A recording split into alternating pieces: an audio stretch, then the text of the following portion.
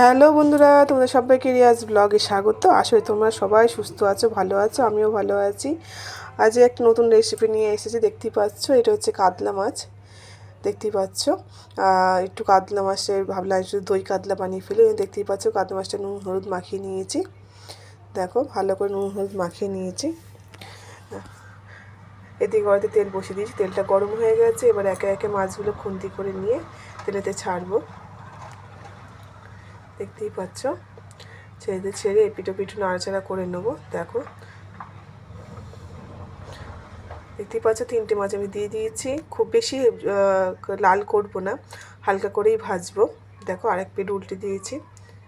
দেখতেই পাচ্ছ খুব বেশি আমি লাল করে ভাজিনি, হালকা করেই ভেজেছি। আমার মাছ ভাজা হয়ে গেছে। আর মাছগুলোকে সব কটাকে তুলে নেবো। ওই তেলের মধ্যে তেজপাতা, দারচিনি, এলাচ, লবঙ্গ দিয়ে দেবো। দিয়ে একটুখানি তেলের সঙ্গে নাড়াচাড়া করে ওর মধ্যে এবার দিয়ে দেবো হচ্ছে পেঁয়াজ বাটা। দেখতে পাচ্ছি পেঁয়াজটা করে রেখে দিয়েছিলাম, পেঁয়াজটা ওর মধ্যে দিয়ে দেবো। দিয়ে পেঁয়াজটা তেলের সঙ্গে ভালো করে ভেজে নেব। আর দেখতে পাচ্ছ আর পেঁয়াজ ভাজা রেডি হয়ে গেছে। এবার একে একে মশলা দিয়ে দেবো। এবার দেখতে পাচ্ছি আদা রসুন বাটা আর টমেটো পিউরি। দেখতেই পাচ্ছ টমেটো পিউরি বলতে টমেটোটা আমি কুড়ে নিয়েছি ভালো করে, যাতে ওর মধ্যে খোসা না থেকে যায়। দেখতে পাচ্ছি তারপর দিয়ে দিলাম নুন, হলুদ, লঙ্কা গুঁড়ো।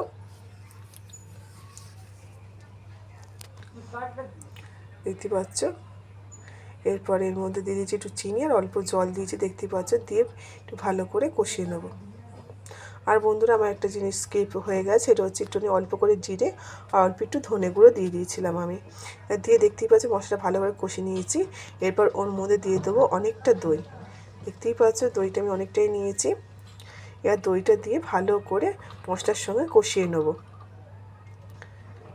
দেখতেই পাচ্ছ দইটা ভালো করে কষিয়ে নিয়েছি। দেখো দেখতেই পাচ্ছ দইটার জল ভাব নেই, তেল বেরিয়ে গেছে। এর মধ্যে মাছগুলো দিয়ে একটু মশলার সঙ্গে একটু নেড়ে চেড়ে নেবো। দেখো দেখতেই পাচ্ছ একটু মশলার সঙ্গে মাছগুলোকে নেড়ে চেড়ে নিয়েছি। এবার ওর মধ্যে অল্প করে দিয়ে দেবো হচ্ছে গরম জল। দেখো মশলার সমস্ত মাছগুলোকে একটু মিশিয়ে নিয়েছি। এরপর এর মধ্যে আমি একটু গরম জল দিয়ে দেবো। তো বন্ধুরা গরম জলটা দিলে মশলার স্বাদটাও থেকে যাবে, রান্নাটার স্বাদটাও ভালো হবে। ওই জন্যই সবসময় গরম জলটাই ব্যবহার করি।